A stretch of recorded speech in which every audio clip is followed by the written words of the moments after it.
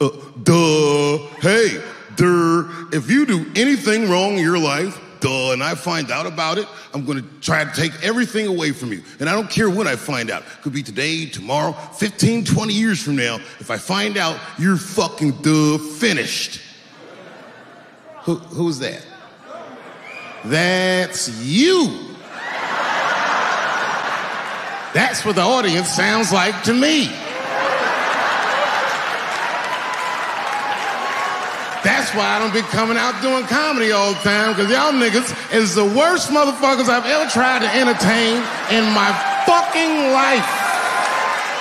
Are you surprised, though, by the criticism that's come your way? No, and I don't mind that people get upset. Some of this criticism, like, is helpful. Like, I get educated by it. I don't necessarily agree with all of it, but I learn about a lot of things, you know, just from my critics. I am not saying that to say that trans women aren't women. I am just saying that those pussies that they got, you know what I mean? I'm not saying it's not pussy, but that's like beyond pussy or impossible pussy. You know what I mean? It tastes like pussy, but that's not quite what it is it? It's not blood, that's beet juice. But you guys gotta remember, I'm not saying it to be mean, I'm saying it because it's funny. And everything's funny till it happens to you. If bad things happen to someone else, that's not necessarily funny. Look at it this way.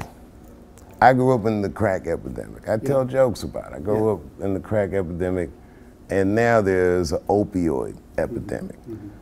Are they treating the opioid epidemic the way that they treated the crack epidemic? No, this is a national health emergency. When we were coming up, we were policed by the National Guard, addicts were criminals. Now they understand addicts are sick people. And maybe it's because the demographic of the opioid epidemic is not the same demographic of the crack epidemic. Racially. I mean, you're talking about race. Right, so now that your community is getting destroyed, it's a whole nother ball game. And then it's a huge window of empathy. Oh my God, we can see each other. We both went through similar pain. But I'm just saying everything's funny till it happens to you is more about empathy. That you there but for the grace of God. I don't wanna call you back if you don't feel my love. I don't wanna sit with your heart, nah, nah. And even though you're the one, I'ma let go for now. I'ma let go. But there's a more important reason that I would stop doing comedy right now. And this reason is the real reason that's been percolating, and it really is the crowd, not you. I'm talking about the crowd on the big stage. It's too hard to entertain a country whose ears are so brittle. Motherfuckers are so sensitive, the whole country is turned into bitch-ass niggas.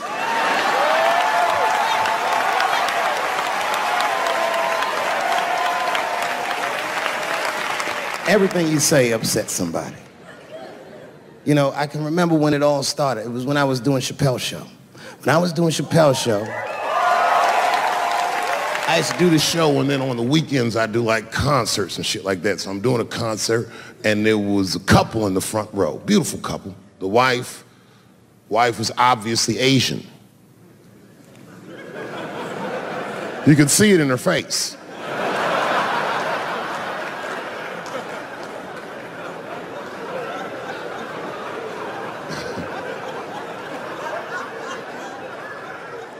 The husband, this motherfucker was mysterious, to say the least.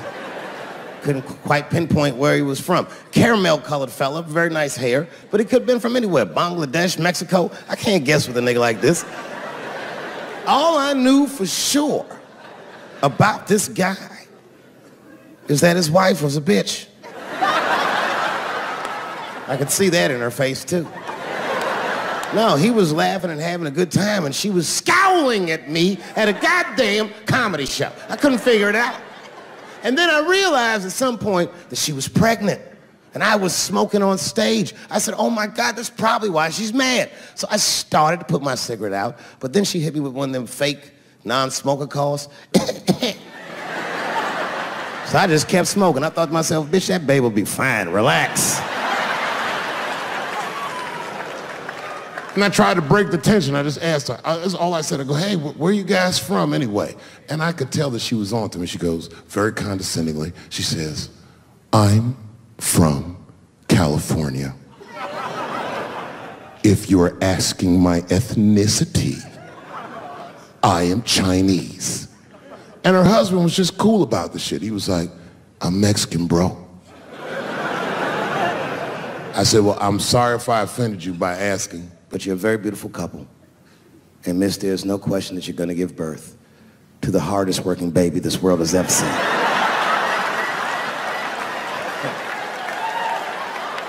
That's not a bad joke. She got very upset. She got up to leave immediately, but she didn't just leave. She had to take one last dig at me on the way out.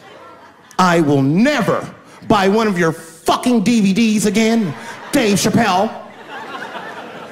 I said, ma'am, with all due respect, Chinese people don't buy DVDs.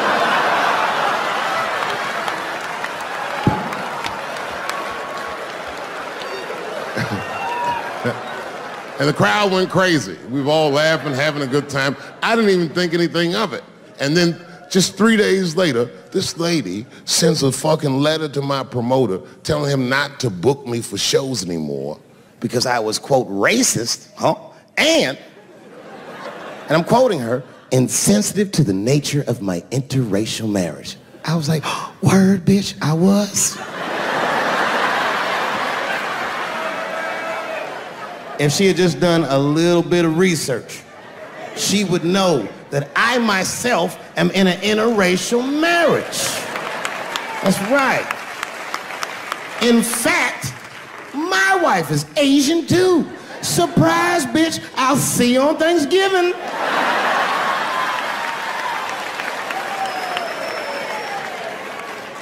But my wife's not Chinese. She's Filipino. That's right, that's right. And our kids are Puerto Rican somehow, so there you go.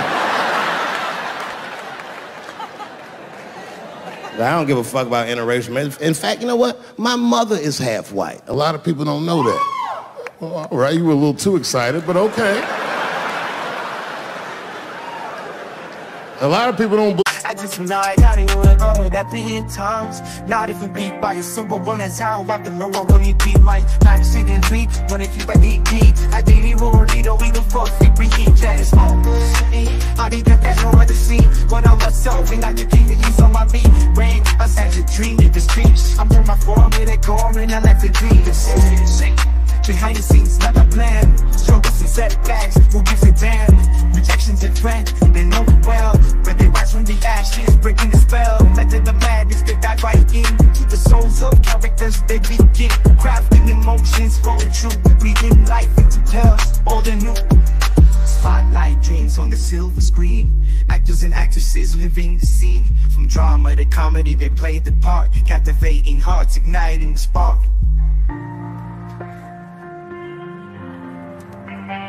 From legends, all the stars of today. Their stories inspired in every way, bringing worlds to life with every line. In the hearts of fans, they eternally shine. So here's to the actors, the queens and the kings. With each role they take, a new adventure springs. In the realm of imagination, they reign supreme. Living out the passion in the spotlight, dreams on the silver screen. Actors and actresses living the scene. From drama to comedy, they play the part. Captivating hearts, igniting the spark. Believe me when I say that, but it's true. You can't tell looking at me, but if I grew my hair out, you would think you was at a fucking Cat Williams concert. My shit is beautiful. But motherfuckers are just taking it too far. I don't know why or how everybody got this goddamn sensitive. You know who hates me the most? The transgender community.